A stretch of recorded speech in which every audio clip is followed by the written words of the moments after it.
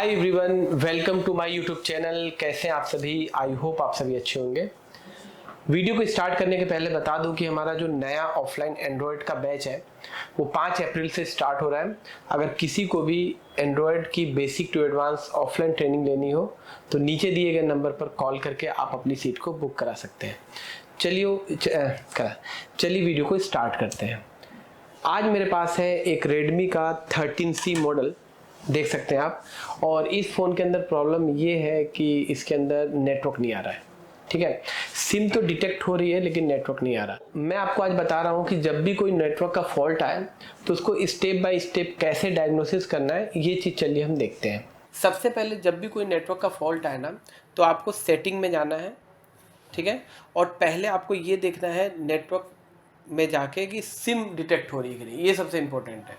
SIM का ना चलना और नेटवर्क का ना आना दोनों अलग चीज़ें हैं। तो यहाँ पे आप देख सकते हो कि वोडाफोन इंडिया की सिम 1 में सिम डिटेक्ट हो रही है, मतलब इसके सिम सेक्शन में फॉल्ट नहीं है, इसके नेटवर्क सेक्शन में फॉल्ट है। ठीक है, तो हमको सिम में काम नहीं करना है। फिर से दूसरी सेटिंग अपन को चेक करनी है कि आपको टाइपिंग में जाना है डायल पे और *#4636# कोड टाइप करना है।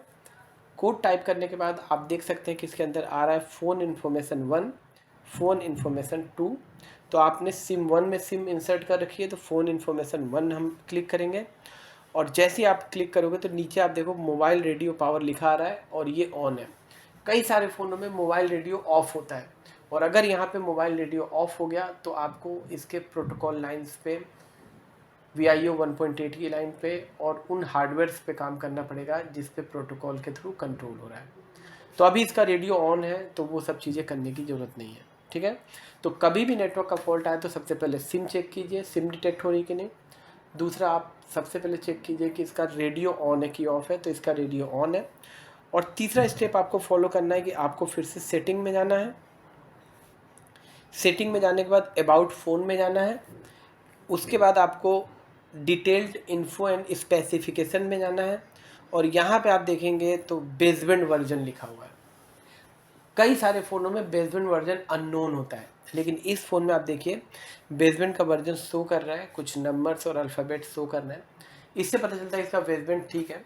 अगर इसका बेसबैंड अननोन होता तो फिर हम इसके एक्सोलाइन, ट्रांसीवर IC या फिर CPU या कुछ और भी चीज़ें होती उस पर काम करना होता। तो इस तरीके से आपने देखा कि ये जो फ़ोन है ये नो सर्विस में हमारे पास आया हुआ है और इसके अंदर रेडियो भी ऑन है, बेसबैंड भी ओके है, इसके अलावा इसके बावजूद नेटवर्क नहीं आ रहा है। तो चलिए मैं आपको स्टेप बाय स्टेप बताता हूँ कि इसको कैसे रिपेयर करना है। तो जब भी नेटवर्क का फॉल्ट आया तो ये 3 प्रोसेस आप अप्लाई करके देखेंगे जो मैंने अभी बताया, रेडियो, बेसबैंड एंड सिम। इसके अलावा एक दो चीज़ और बता दूं कि जब भी नेटवर्क का फॉल्ट आए तो आप नेटवर्क सिलेक्शन में जाके 2G, 3G, 4G और 5G या ऑटो पे सिलेक्ट करके देखें।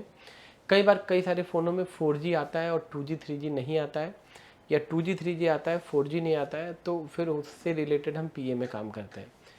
कई सारे फ़ोनों में जब बैंड को सिलेक्ट करते हैं तो फेल्ड हो जाता है नेटवर्क, तो इसके अंदर भी यही प्रॉब्लम है। जब मैं 4G को या 2G, 3G को स्पेशल सेलेक्ट करता हूँ तो नेटवर्क फेल्ड आ जाता है, सर्विस ऑपरेटर की लिस्ट नहीं आती है। इस सिचुएशन में हमें क्या करना चाहिए, अब चलिए स्टार्ट करते हैं। तो सबसे पहले मैं आपको बोर्ड की डिटेल दे दूं कि इस बोर्ड में कौन कौन सी IC लगी है और मैं आपको बता दूं कि ये 5G का मदरबोर्ड है। तो सबसे पहले मैं सिम को बाहर निकाल लेता हूं। तो ये हमारी वोडाफोन की सिम थी, तो इसको मैंने बाहर निकाल लिया और एक बार बोर्ड की डिटेल दिखा देता हूँ। तो देखिए ये बोर्ड ना बिल्कुल अगर देखने से देखा जाए तो एकदम फ्रेश है, इसमें बिल्कुल भी काम नहीं हुआ है। बैक साइड में आप देख सकते हैं थोड़ा सा वाटर लॉगिंग है, ऊपर साइड में कहीं पे भी कोई काम नहीं हुआ है। अब बोर्ड को अपन पलट लेते हैं तो इधर भी अगर देखेंगे पावर सेक्शन साइड काम नहीं हुआ, लेकिन इसका नेटवर्क सेक्शन देखो ओपन हुआ पड़ा है। तो सबसे पहले यहाँ पे दिखाता हूँ, देखो नेटवर्क सेक्शन में पहली नेटवर्क IC मीडियाटेक की लगी हुई है और ये जो मीडियाटेक की आप IC देख रहे हो ना, ये IC है मीडियाटेक की MT6197W। ये 5G की न्यू IC है, जहाँ भी MT6190 और MT6197W लगी हो तो समझ लो ये 5G की नेटवर्क IC है। इसके अलावा अगर मैं थोड़ा सा इधर आऊँ तो यहाँ पे जो बड़ी वाली IC आप देख रहे हो ना, ये 2G PA के नाम से जानते हैं।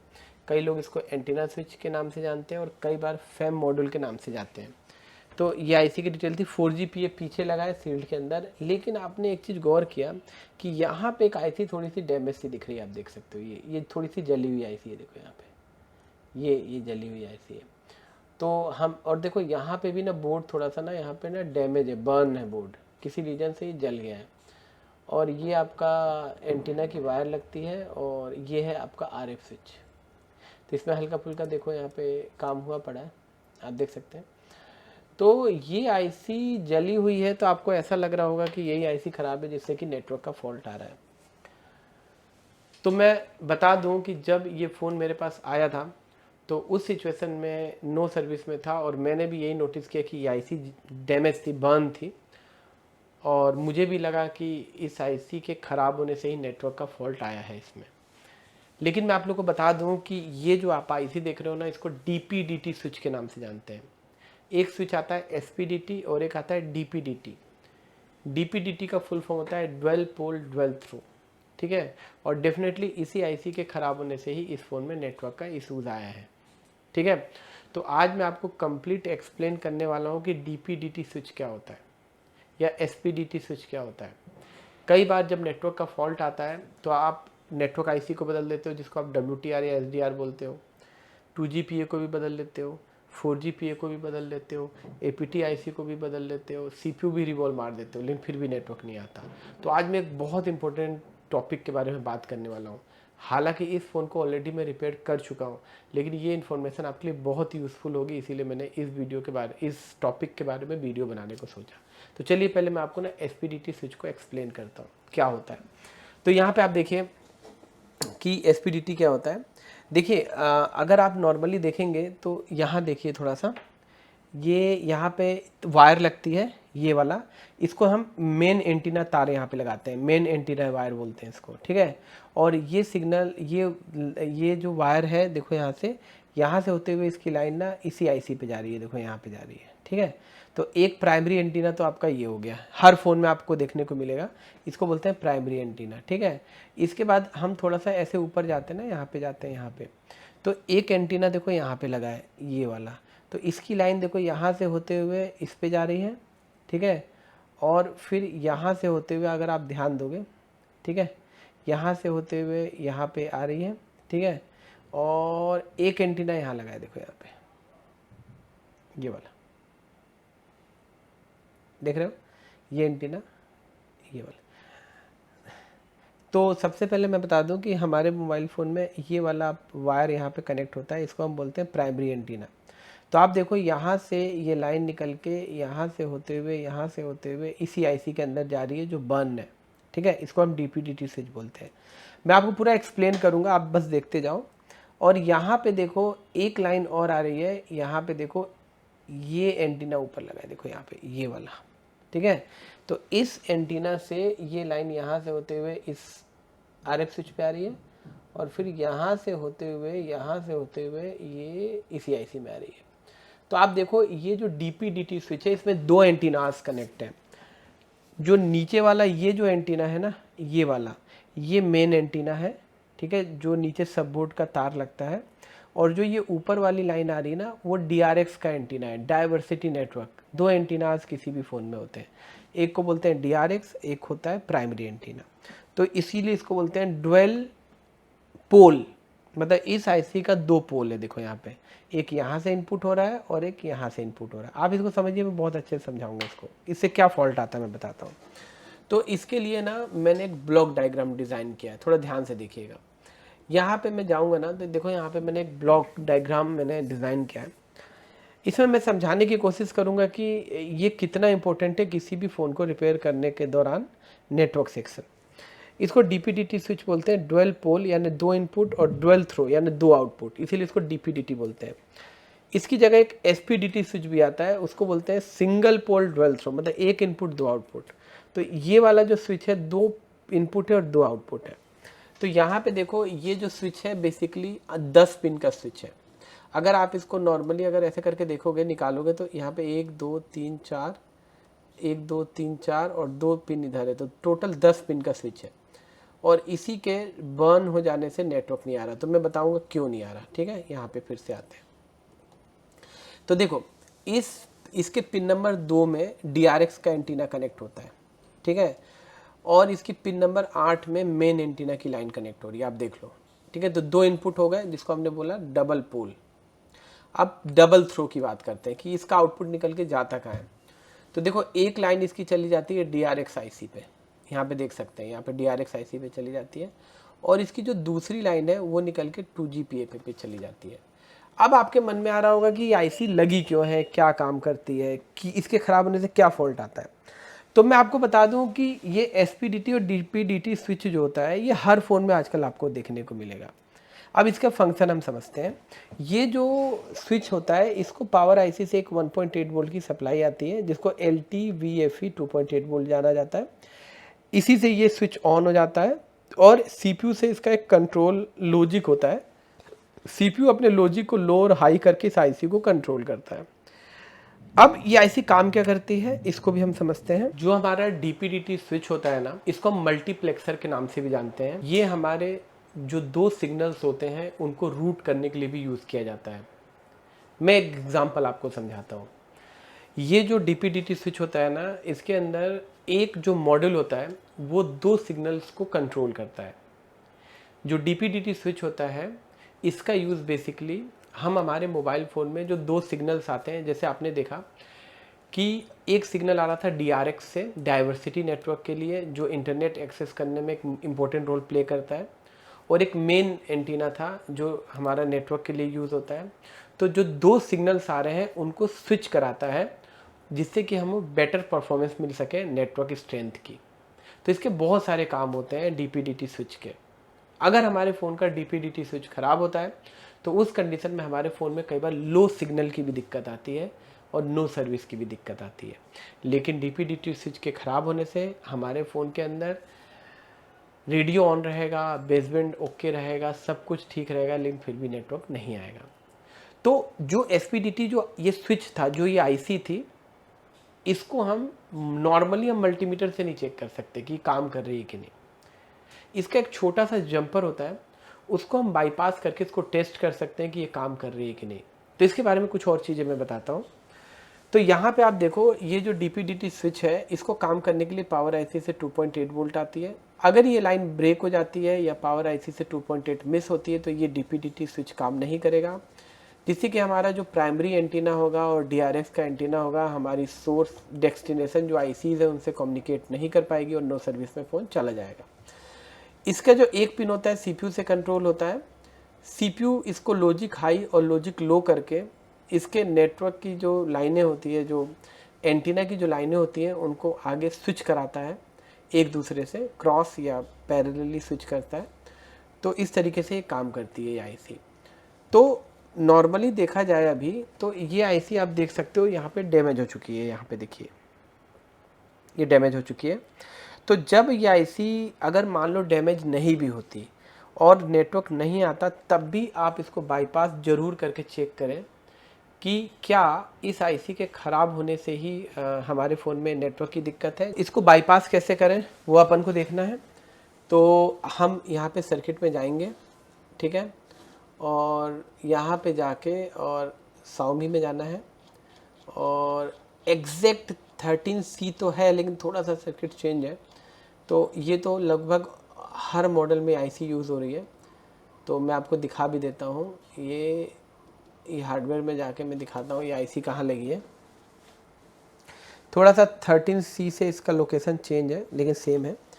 तो ये IC आपकी लगी है ये वाली ये SPD। देखिए एक एंटीना इधर से आ रहा है DRX का, आप देख सकते हो, ये वाला ये IC लगी, ये SPDT DPDT स्विच ये लगा, और एक एंटीना देखो यहाँ से यहाँ जा रहा है, ये DTP। इसका सर्किट मैं आपको दिखाने की कोशिश करता हूँ। तो मैं इसका स्कीमेटिक निकालता हूँ।